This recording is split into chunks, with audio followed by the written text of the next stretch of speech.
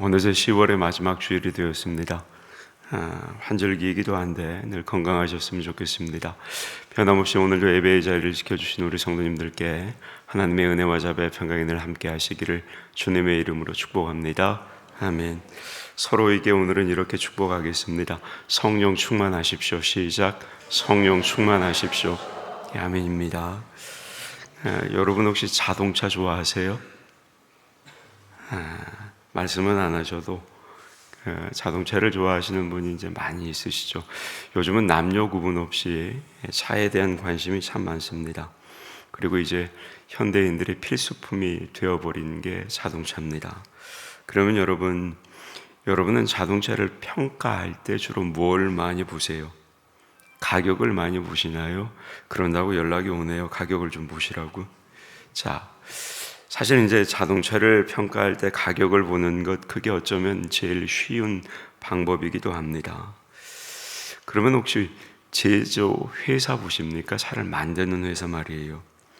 그것도 뭐 좋은 방법이기는 합니다만, 그런데 이런 것들 말고 자동차 자체의 성능만 보시면 여러분은 뭘 많이 보세요?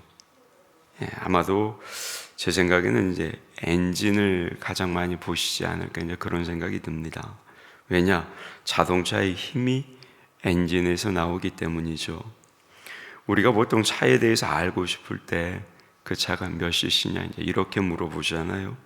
그런데 그 몇 cc라는 게 다름 아니라 엔진의 용량입니다. 따라서 차를 평가하는 데 있어서 이 엔진이라는 것이 굉장히 중요한 요소임에는 틀림없는 사실입니다. 그러나 여러분, 이제 차를 운행해 보시는 분들은 아시겠지만 우리가 실제로 차를 운행하는 데 있어서 엔진보다 훨씬 더 중요한 것들이 있습니다. 예를 들어 운전대 핸들 또는 브레이크 같은 것들입니다. 만약에 운행 중에 엔진이 제대로 작동이 되지 않아도 위험하긴 합니다만, 그럴 때는 기어를 중립으로 놓고 차를 천천히 옆으로 세우면 그럼에도 이제 치명적인 위험은 피할 수도 있습니다. 하지만 운행 중에 만약에 핸들이 풀려가지고 말을 듣지 않거나 브레이크가 파열이 되면 어떨까요? 자, 그렇게 되면 순식간에 대형 사고로 이어질 수도 있습니다. 그런데 여러분, 우리의 삶도 이와 비슷합니다. 우리가 살아가는 데는 능력이 필요하죠. 그러니까 지식이나 기술이 없으면 사회생활하기가 어렵습니다. 차에 엔진이 있어야 운행할 수 있는 것처럼 우리도 어느 정도의 능력이 갖춰져 있어야 세상을 살아갈 수가 있는 겁니다. 그런데 여러분, 그보다 더 중요한 게 있습니다. 인생을 바른 방향으로 인도해주는 운전대 같은 겁니다. 핸들 같은 거예요. 그게 뭘까요? 그건 올바른 가치관입니다. 아무리 능력이 있어도 올바른 가치관이 없으면, 그 가치관이 잘못되어 있으면 그건 자신이나 이웃에게 유익을 끼치는 게 아니라 오히려 해를 끼칠 수가 있기 때문입니다. 예를 들어 이제 나라의 지도자에게는 국민을 설득하고 움직이는 힘이 반드시 필요하죠. 그러나 지도자의 가치관이 잘못되어 있으면 그 설득력이 오히려 자신과 나라를 망치게 됩니다. 대표적인 인물이 누구냐면 히틀러죠. 여러분, 히틀러는 국민들을 감동시키고 설득하는데 정말로 대단한 능력이 있었던 사람입니다. 그럼에도 잘못된 가치관을 가지고 있었기 때문에 온 나라를 잘못된 길로 이끌었고, 자신뿐만 아니라 나라, 그리고 이제 세계의 수많은 사람들에게 엄청난 피해를 주고 말았습니다. 따라서 여러분, 우리에게는 힘과 능력만 필요한 게 아니라 바른 길을 갈 수 있는 올바른 가치관, 이 올바른 가치관이 반드시 필요한 겁니다. 그런데 여러분, 이것은 신앙생활에서도 마찬가지입니다. 우리의 신앙생활에도 힘과 능력이 있어야 합니다. 어떤 박해나 유혹이 닥쳐와도 흔들리지 않고 믿음대로 행동하는 힘이 필요한 거죠. 물론 이제 병을 고치거나 기적을 행하는 능력도 있으면 참 좋습니다. 왜냐? 이런 능력이 있으면 많은 사람을 주님께로 인도할 수가 있으니까요. 그럼에도 여러분, 우리가 바르게 믿지 못하면 이런 능력이 오히려 우리 자신과 이웃들에게 해가 될 수 있습니다. 명심하셨으면 좋겠습니다. 잘못 믿고 있으면서도 끝까지 자기가 믿는 것을 고집하면 그건 자신과 이웃들에게 큰 해를 끼치는 겁니다. 예를 들어서 이단에 빠져서 말도 되지 않는 것들을 고집을 하면서 자신과 가정을 파괴하는 사람들, 바로 그런 사람들입니다. 이런 사람들은 어때요? 흔들림 없이 자기의 신앙관을 지키죠. 그런데 그것은 오히려 자신과 주위 사람들에게 큰 해악을 끼치는 겁니다. 그런 사람들이 아무리 병을 고치고 기적을 행해도 사람들에게 잘못된 신앙을 가르쳐주면 그것은 오히려 사람들을 멸망으로 인도하는 것이 되고 마는 겁니다. 이렇듯 여러분, 우리가 하나님께 영광을 돌리고 하나님의 뜻을 이루어드리기 위해서는 힘과 능력이 필요합니다. 그러나 그보다 더 중요한 것은 뭐냐면 그 힘과 능력을 올바른 방향으로 사용할 수 있는 올바른 신앙관, 이게 훨씬 더 중요한 겁니다. 우리는 지난 주일에 이제 창립기념주일을 맞아서 나주교회의 발전과 성장을 위해서는 나주교회 모든 성도들이 하나님의 영에 감동되어야 한다, 성령 충만해야 한다 말씀을 통해서 함께 나누었습니다. 그러면 여러분, 왜 성령 충만해야 합니까? 왜 성령 충만해야 하냐면 성령 충만해야 우리 모두가 그 성령의 능력을 힘입어서 하나님께서 나주교회에게 맡겨주신 하나님의 일들을 감당할 수가 있기 때문입니다. 우리가 이제 조금 전에 교동문에서도 잠시 함께 읽었습니다만 우리가 잘 아는 이 사도행전 1장 8절의 말씀을 보면 예수님께서 이렇게 말씀을 하시죠. 화면 보고 같이 한번 받겠습니다. 시작. 오직 성령이 너희에게 임하시면 너희가 권능을 받고 예루살렘과 온 유대와 사마리아와 땅끝까지 이르러 내 증인이 되리라 하시니라. 아멘. 말씀을 잠깐 띄워놓으실랍니까? 여러분, 이 말씀을 잘 보세요. 예수님께서도 제자들에게 성령이 임하셔야 제자들이 뭘 받는다고요? 능력을 받아서 온 세상에 나가서 복음을 전할 것이다, 이렇게 말씀하셨습니다. 이렇게 예수님도 성령이 임재하셔서 일어나는 우선적인 모습이 능력받는 거다, 이렇게 말씀하셨으니 능력이 얼마나 중요한지 우리가 가히 짐작할 수 있는 대목이기도 한 겁니다. 따라서 여러분, 우리 나주교회는 모든 성도가 성령 충만해서 성령의 능력을 힘입어 하나님의 일을 감당해야 하는 겁니다. 그러나 여러분, 여기서 오해하시면 안 되는 게 있습니다. 성령이 임하셔서 받는 능력은 단순히 병을 고치거나 기적을 행하는 그런 능력만이 아니라는 겁니다. 우리는 성령의 능력을 그저 이렇게만 생각할 수 있겠지만 사실 여러분, 사실 성령의 진정한 능력이 뭐냐면 성령의 진정한 능력은 하나님의 나라를 보여주는 것이고, 그래서 예수님을 믿게 만드는 능력, 여러분, 이게 바로 성령이 가지고 계시는 진정한 성령의 능력입니다. 그래서 여러분, 예수님도 요한복음 15장 26절에서 이렇게 가르치신 겁니다. 화면을 보고 같이 받겠습니다. 시작. 내가 아버지께로부터 너희에게 보낼 보혜사 곧 아버지께로부터 나오시는 진리의 성령이 오실 때에 그가 나를 증언하실 것이요. 아멘. 여러분, 그래서 실제로 성령이 임하신 후에 제자들 역시 기적을 행하고 그것을 통해서 예수님께서 메시아라는 사실을 증언했던 겁니다. 오늘 본문에서 보면 여러분, 성령께서 임하시자 어떤 일이 벌어져요? 방언의 기적이 나타나죠. 그런데 여러분, 그 기적이 나타나고 제자들이 한 게 뭡니까? 말씀을 잘 보셔야 돼요. 예수님을 믿으라고 선포한 겁니다. 오늘 말씀이 나온 그 다음 장, 사도행전 3장을 보면 베드로와 요한이 성전 미문에 앉아있던 이 선천성 장애인을 고친 후에 한 일도 뭐였냐면, 말씀을 잘 봐보세요. 다름 아니라 예수님을 믿어라고 선포한 거였습니다.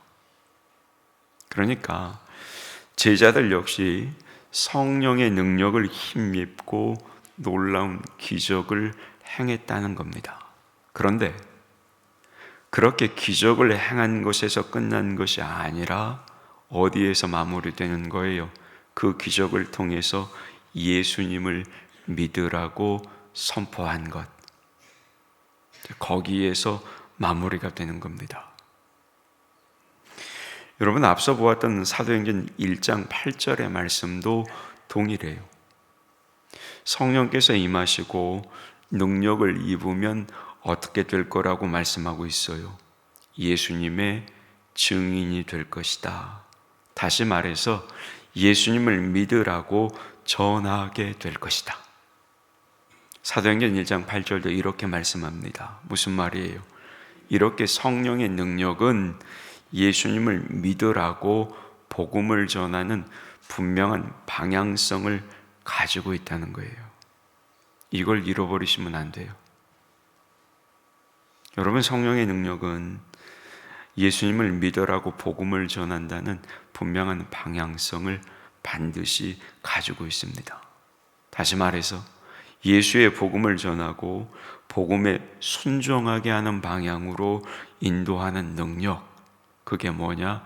다름 아니라 성령의 능력이라는 겁니다. 그게 성령의 능력이에요. 오늘 본문 말씀도 이제 이걸 우리에게 보여주는 거예요. 본문에 나타난 사건 역시 성령의 능력이 우리를 어디로 인도하는지 이제 그 구체적인 방향을 몇 가지로 가르쳐주는 말씀인 겁니다. 따라서 여러분, 오늘 말씀을 통해 우리도 성령께서 주시는 능력과 올바른 방향, 아울러 올바른 신앙관을 배워서 더욱더 성숙한 신앙인으로 성장할 수 있어야 되는 겁니다. 여러분, 오늘 말씀을 통해서 우리 가운데 이런 은혜가 있으시기를 주님의 이름으로 축복합니다. 자, 여러분, 오늘 본문은 성령께서 이제 제자들에게 임하신 사건을 기록합니다. 그러니까 이 사건은 성령께서 어떻게 역사하시는지를 잘 보여주는 겁니다. 자, 여러분, 그럼 본문을 좀 보겠습니다. 자, 여러분 보세요. 성령께서 제자들에게 임하시자 오늘 본문에는 몇 가지 특별한 일이 일어났다는 것을 기록합니다. 어떤 일이 일어났습니까? 첫 번째는 2절에 보면 바람 같은 소리가 집에 가득했다. 두 번째는 3절에 보면 불에 혀같이 갈라지는 것이 각 사람 위에 임했다. 세 번째는 4절이죠. 제자들이 방언을 하기 시작합니다. 네 번째는 5절과 6절에 나오는데 각 다른 지방에서 온 사람들이 이 제자들의 방언을 자기 본국의 말로 알아들었습니다. 다섯 번째 7절에 나오죠. 그 일로 말미암아 사람들이 크게 놀랍니다. 마지막 여섯 번째는 뭐예요? 13절에 나옵니다. 일부 사람들은 방언하는 제자들을 술에 취했다고 비난을 합니다. 이런 일들이 발생을 합니다. 제자들에게 성령이 임하자. 그러면 여러분, 이런 모습들이 우리에게 가르쳐주는 것이 과연 뭘까요? 몇 가지가 있습니다. 그 중에 첫 번째가 뭐냐면 성령께서 임하시면 기적적인 능력이 나타난다는 거죠. 여러분 자 보세요. 갑자기 바람 같은 소리가 집에 가득한 것, 기적이죠. 불의 혀같이 갈라지는 것이 각 사람 위에 임한 것도 뭐예요? 기적입니다. 그런데 여러분 여기서 불의 혀같이 갈라진 것이라는 이 표현은 혀같이 갈라지는 불이 아니라 불같이 갈라지는 혀라는 뜻입니다. 이 부분을 오해하시면 안 돼요. 그래서 말씀드려요. 그래서 제자들 위에 임한 건 여러분 불이 아니에요. 불이 아니라 혀예요. 물론 예수님은 불로 세례를 주신다는 말씀이 있으므로 불이 임해도 상관이 없지만 여러분 오늘 본문에서 임한 건 뭐냐면 혀입니다. 이건 무엇과 같은 거냐면 우리가 다니엘서를 보면 벨사살 왕 앞에 손가락이 나타나잖아요. 그 손가락이 나타나 벽에다 글을 쓴 것과 비슷한 겁니다. 이것도 역시 기적이에요. 다음으로 어떤 기적이 나와요? 방언을 한 기적이 나옵니다. 성령께서 임하시자 제자들은 천하 각국에서 온 사람들이 자기 나라 말로 알아듣게 되는 이상한 말을 하게 된 겁니다. 이건 보통 기적이 아니죠. 이렇듯 여러분, 성령께서 임하신다는 것은 사람의 능력을 초월하는 신비한 능력을 힘입었다는 것, 그걸 의미합니다. 그런데 여러분 생각해 보면 이건 너무나 당연하고 상식적인 거예요. 여러분 성령께서는 하나님이십니다. 하나님의 영이세요. 따라서 성령께서 우리에게 임하신다는 것은 하나님께서, 영이신 하나님께서 우리 안에 들어오시고 우리를 사용하신다는 것을 의미하는 겁니다. 그러니까 여러분 우리가 얼마나 큰 능력을 힘입겠습니까? 자 보세요 여러분, 우리가 믿는 하나님은 삼위일체 하나님이십니다. 이런 삼위일체의 형태가 이 세상에는 존재할 수가 없는 모습이기 때문에 우리가 사실 말로 설명할 수도 없고 완전히 이해할 수도 없는 겁니다. 그래서 삼위일체 하나님을 설명하는 게, 우리 인간의 언어로 설명하는 게 힘들어요.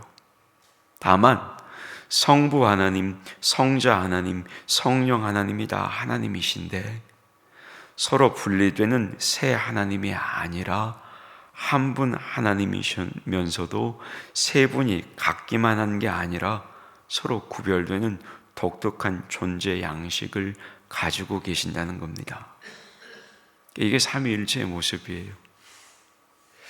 그런데 여러분은 이 중에, 그러니까 성부 하나님, 성자 예수님, 이 중에 누가 더 친밀하세요? 두 분 중에는?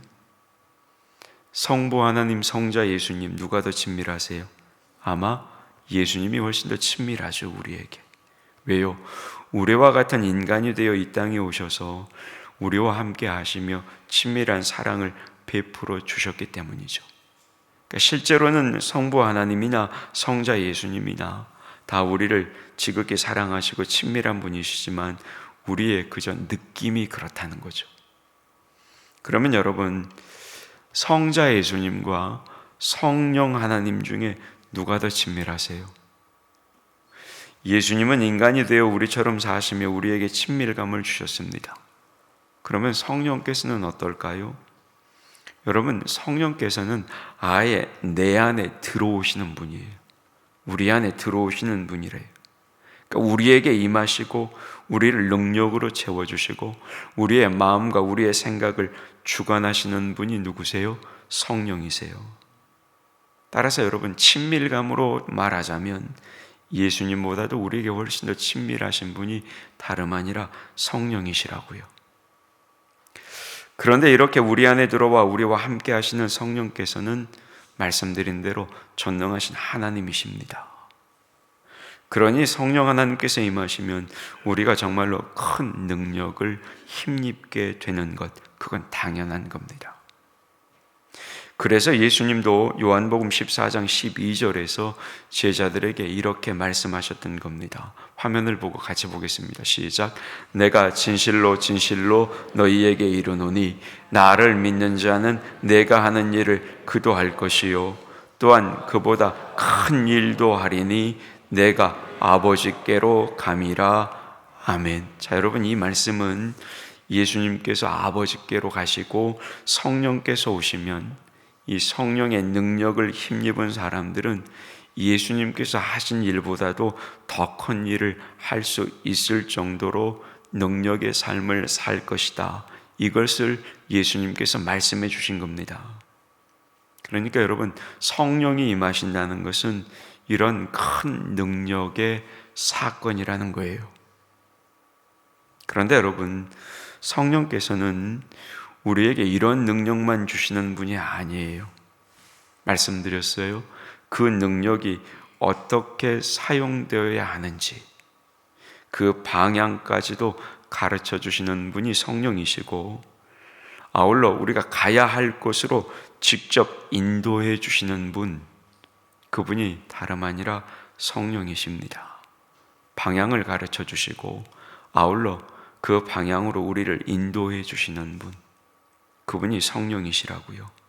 자동차로 비유하면 성령은 엔진만이 아니라는 거예요. 성령은 엔진과 운전대와 브레이크, 모든 것을 갖춘 완전한 자동차만도 아니라는 거예요. 거기에다가 뭐까지 갖추었느냐? 운전자까지 갖춘 완전한 운행자 되시는 분, 그분이 바로 성령이시라는 겁니다. 여러분 기억하세요. 우리에게 성령이 그런 분이시라는 사실을 기억해야 하는 겁니다. 그러면 여러분, 그런 성령께서 그 능력을 어떤 방향으로 이끄실까요? 먼저 여러분, 오늘 본문에 나타난 방언을 한번 보세요. 그 내용이 뭐예요? 방언의 내용은 하나님의 일을 선포하는 겁니다. 하나님께서 행하시는 큰 일을 선포하는 게 방언이에요. 근데 이것은 두 가지 의미를 가집니다. 하나는 하나님을 찬양하는 것이고, 다른 하나는 하나님을 사람들에게 알려주는 겁니다. 자, 여러분, 성령께서 임하시면 먼저는 하나님을 찬양하게 된다는 거지요. 하나님을 높이고 경배하는 겁니다. 그런데 여러분, 여기서 하나님을 찬양한다는 말은 그냥 찬송만 부르는 게 아니에요. 성령의 임재를 통해 하나님을 찬양한다는 것은 찬송가를 부르든 말을 하든 뭘 하든지 간에 오직 살아계신 하나님만을 높인다는 겁니다. 그러니까 여러분, 성령께서 임하시면 어때요?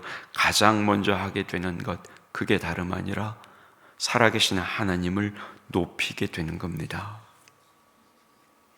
그러면 왜 이렇게 하나님을 찬양하게 될까요? 왜 이렇게 하나님을 높이는 이유가 뭡니까? 다름 아니라 하나님의 능력, 하나님의 사랑을 깨달았기 때문입니다. 여러분, 성령께서 임하시면 하나님의 은혜를 깨닫게 되는 겁니다. 그리고 하나님의 은혜를 깨닫게 되기 때문에 어때요? 그 은혜에 감사할 수밖에 없는 겁니다. 그러니 결국은 하나님을 찬양할 수밖에 없는 거죠. 뿐만 아닙니다. 성령께서 임하시면 하나님의 능력을 힘입게 되는 거니까 당연히 하나님을 높이며 하나님을 찬양하게 되는 겁니다. 그러니까 여러분, 우리가 성령의 능력을 힘입으면 우리의 입과 우리의 마음에서 뭐가 나오는 거예요? 찬양과 감사가 나오는 겁니다. 그래서 성령의 임재를 경험한 사람은 결코 자기 자신을 자랑하지 않아요. 자기를 드러내지 않는다고요. 왜요?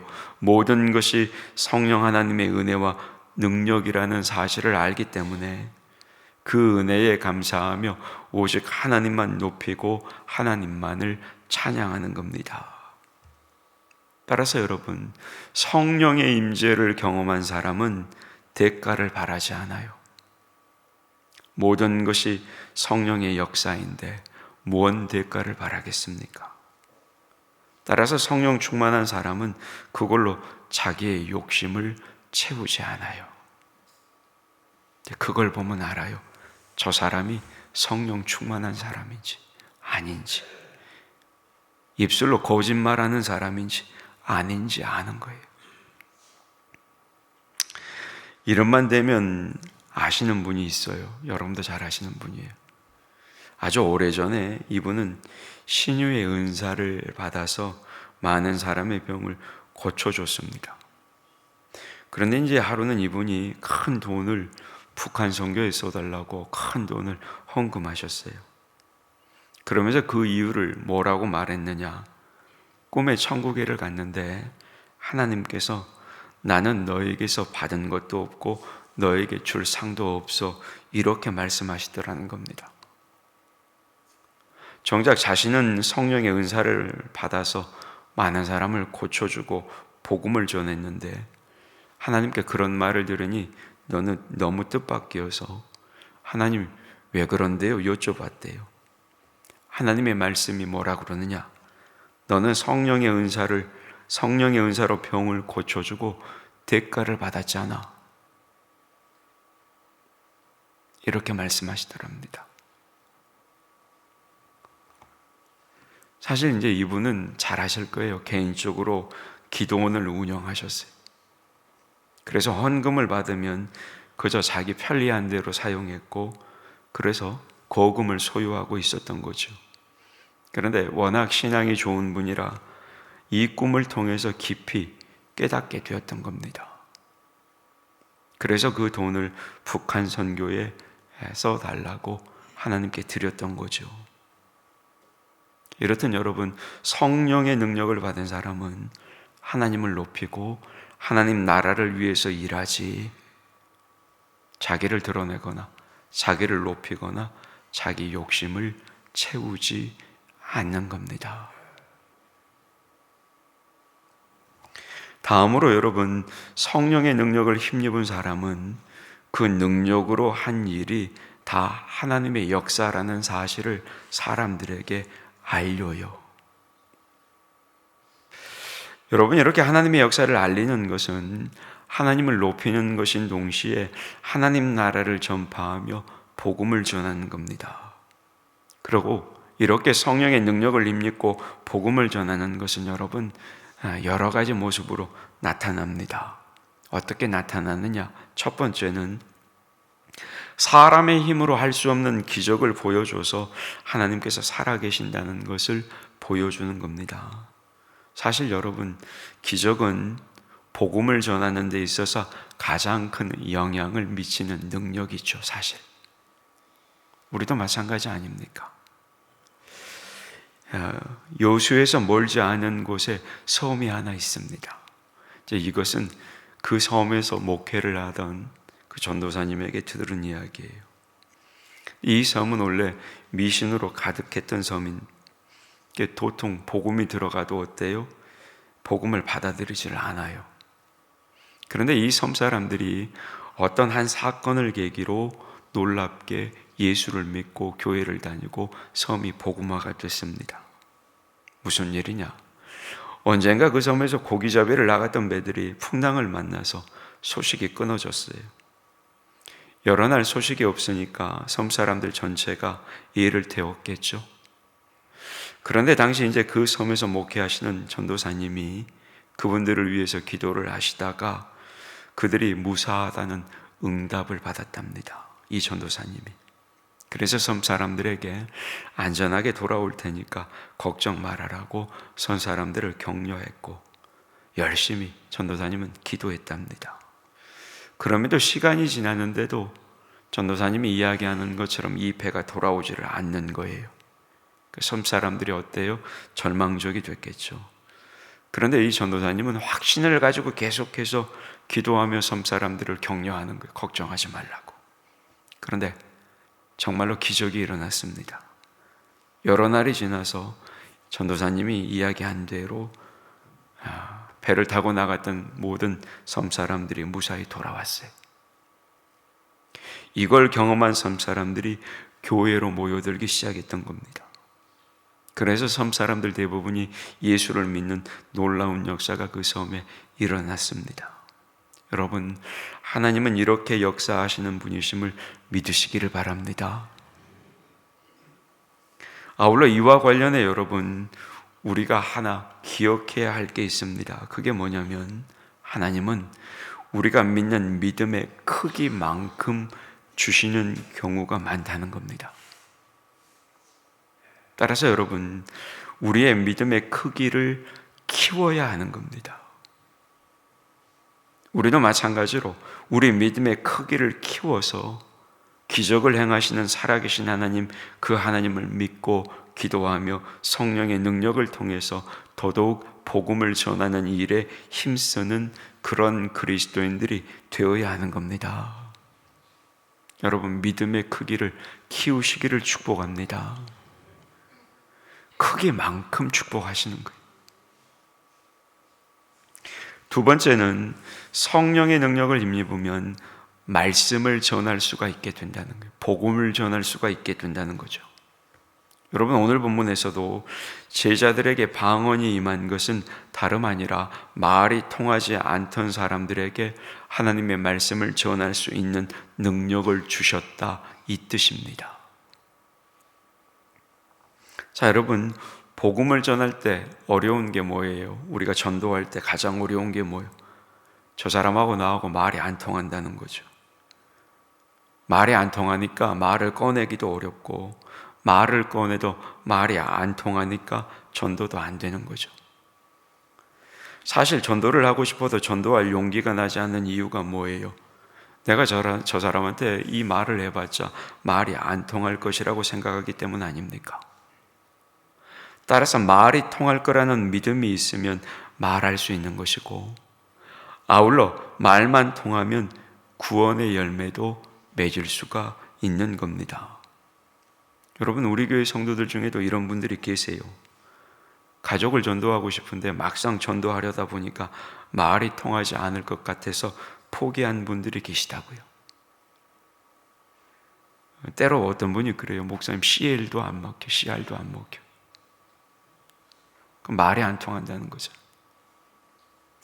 그동안 많이 권했지만 도통 말이 통하지 않는다는 거예요. 그러나 여러분, 그럼에도 불구하고 낙심하거나 포기하지 마시기를 바랍니다. 여러분, 오늘 말씀이 우리에게 가르치는 게 뭡니까? 성령의 능력은 말이 통하게 해주시는 능력이라는 거예요. 그래서 그런지 포기하셨던 성도님들 중에도 그동안 교회에 나오지 않았던 가족들이 결국 교회에 나오게 되는 그런 경우도 계시는 겁니다. 여기 일부 찬양대에도 앉아 계시네요. 따라서 여러분, 혹시 전도해야 할 가족이 있으면 기도하시면서 성령의 능력을 의지하고 복음을 전하시기를 바랍니다. 아울러 이번 새생명 전도 축제 때도 우리 나주교회 성도님들이 말이 통하게 하시는 성령의 능력을 의지해서 복음을 전하시기를 바랍니다. 성령께서 반드시 그분들의 귀와 마음을 열어주셔서 구원을 이루어 주실 줄 믿습니다. 이런 은혜가 충만하시기를 주님의 이름으로 축복합니다. 세 번째는 뭐냐면, 세 번째는 흩어진 사람들을 하나로 만들어 주신다는 거예요. 여러분, 오늘 본문을 보면 제자들이 성령의 임재를 경험하고 방언을 하기 시작했는데, 그것을 세계 각처에서 온 사람들이 자기 나라의 말로 알아들었습니다. 이게 무슨 뜻이냐? 이것은 사람들 사이를 가로막고 있었던 언어의 장벽이 무너진 것을 보여주는 겁니다. 서로를 가로막고 있던 장벽을 무너뜨리고 사람들을 하나로 만들어 주신 겁니다. 여러분, 에베소서 4장 3절이 이렇게 증언하죠. 화면을 보고 같이 봅니다. 시작. 평안에 매는 줄로 성령이 하나 되게 하신 것을 힘써 지키라. 아멘. 자, 여러분, 이 말씀은 성령께서 이미 우리를 하나 되게 만드셨다는 사실, 그걸 보여주는 겁니다. 여러분, 우리가 아담과 하와의 모습에서 보는 대로 사람은 죄를 지은 후에 서로를 원망하며 멀어졌습니다. 그러다가 바벨탑까지 짓다가 언어까지 달라져서 죄 많은 인간 사회는 서로 말이 통하지 않는 그런 곳이 되어버렸습니다. 그런데 여러분, 성령의 능력은 뭐냐? 이런 사람들에게 말이 통하도록 하신다는 겁니다. 사람을 화목하게 하고 하나 되게 해주시는 겁니다. 자, 여러분 보세요. 사단도 능력이 있다는 것 아시죠? 사단도 능력이 있습니다. 요한계시록 13장을 읽어보면 사단이나 사단의 종이 기적을 행하며 사람들을 미혹한다 이렇게 증거합니다. 그러면 여러분, 교회의 능력이 나타날 때 그 능력이 성령의 역사인지 아니면 사단의 역사인지 어떻게 분별할 수 있을까요? 큰 능력은 성령의 역사고 작은 능력은 사단의 역사일까요? 아니죠. 여러분, 능력의 크기만으로는 그걸 분별할 수가 없어요. 왜요? 우리 눈에는 그것들이 다 크고 놀랍게 보이기 때문입니다. 다름 아니라 우리는 그 능력이 역사하는 방향을 보면서 그것이 성령의 역사인지 사단의 역사인지를 구별할 수 있는 거예요. 예를 들어서 교회를 화목하게 하고 하나 되게 하는 능력은 그건 성령의 역사입니다. 그러나 교회를 분열시키고 성도들을 다투게 하고 성도들을 분열시키는 능력은 여러분 그건 100% 사단의 역사예요. 제가 말씀을 종종 드리죠. 교회에서 하나님의 일을 하며 경쟁하거나 혹은 자기 명예를 위해서 봉사하는 것, 그거 지극히 나쁜 일이라고 제가 종종 말씀드립니다. 강조하는 거예요. 제가 왜 그렇게 이야기합니까? 바로 이런 이유 때문에 그런 거예요. 여러분 기억하십시오. 성령의 역사는 결코 교회를 분열시키지 않습니다. 오히려 성령의 역사는 분열된 교회도 화목하게 만드는 겁니다.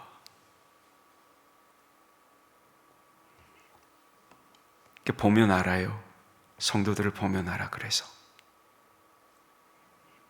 자꾸 이간질하는 사람, 그런 사람들은 여러분 사단의 도구일 뿐이에요. 예수 믿는다고요? 그거는 허울 좋은 겉모습이고. 그런데 여러분 사실 이렇게 사람을 화목하게 만들고 하나 되게 하는 것, 이것도 기적이죠. 어쩌면 제가 생각하기에 이것이 가장 큰 기적인지도 모릅니다. 그래서 이런 기적을 통해 우리는 하나님을 찬양하게 되는 것이고, 아울러 이런 기적은 어때요? 주님의 복음이 전해지는 통로가 되는 겁니다. 여러분도 아시듯이 사람은 참 이기적이라는 사실을 우리는 잘 알고 있죠. 그래서 아무리 하나 되자고 강조해도 진짜로 하나 되기가 쉽지 않습니다. 자신의 생각이나 목적이 맞을 때만 잠시 하나 되다가 다시 분열하는 것, 그게 여러분 우리 인간의 이기적인 모습 아닙니까? 그래서 이런 사람들이 하나 되게 된다는 것 자체가 그야말로 큰 기적인 거죠. 따라서 분열될 수밖에 없는 우리를 하나 되게 해주시는 성령의 역사는 그게 여러분 정말로 기적 중에 기적이 아닐 수가 없는 거죠. 따라서 이런 성령의 역사를 통해 하나 되는 기적은 하나님의 영광을 보여주는 것이고, 아울러 그것 자체가 복음 전도의 열매를 맺게 해주는 겁니다. 따라서 여러분, 우리 나주교회가 화목한 교회가 되고 우리 나주교회 성도들이 하나가 되면 어때요? 그것이 바로 성령의 역사고, 그것이 바로 하나님의 영광을 세상 가운데 드러내는 것이고, 그것이 바로 복음 전도의 열매를 맺게 해주는 겁니다. 기억하셔야 돼요.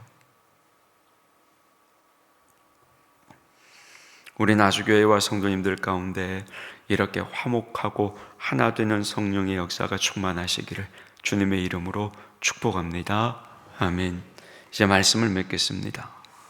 그런데 여러분, 성령의 이런 능력을 보면 사람들이 다 감탄하고 칭찬하며 하나님을 믿을 것 같지만 사실은 그렇지 않습니다. 물론 성령의 역사를 통한 기적과 교회의 하나됨을 보면서 깜짝 놀라고 칭찬하는 사람도 많습니다. 그러나 그렇지 않고 오히려 교회를 비방하는 사람들도 있습니다. 무슨 말이에요? 우리가 성령의 능력을 사모할 때 장밋빛 꿈만을 가지고 사모해서는 안 된다는 거예요. 누군가의 비방도 각오해야 하는 겁니다. 오늘 13절에도 나오잖아요. 술 취했다고 비방했어요. 성령의 능력 속에 산다는 것은 여러분, 하나님이 원하시는 방향으로 사는 것이기 때문에 세상 사람들은 그런 것을 싫어하는 경우가 많습니다.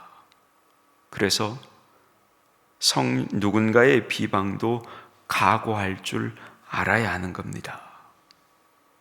그렇다고 우리가 염려하고 살아야 하는 것은 아닙니다. 염려하지 않아도 됩니다. 하나님께서 주시는 기쁨은 세상 사람들의 비방해 주는 괴로움과는 비교할 수가 없는 큰 기쁨이기 때문입니다. 더욱이 여러분, 하나님은 우리를 온전하게 보호하십니다.